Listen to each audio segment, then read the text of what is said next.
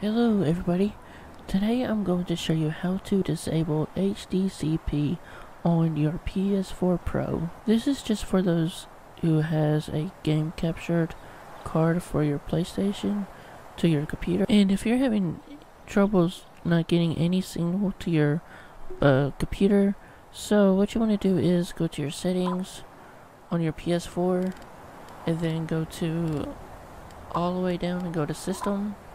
And then scroll down a bit until you see enabled HDCP.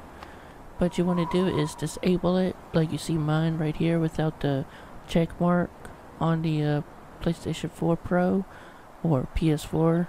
So what you want to do is go ahead and disable it. Make sure it looks like mine. So now you should be good to go with your PS4 Pro capture card. And you shouldn't have too much of a problem. And if you have any questions or comments, please leave them down below.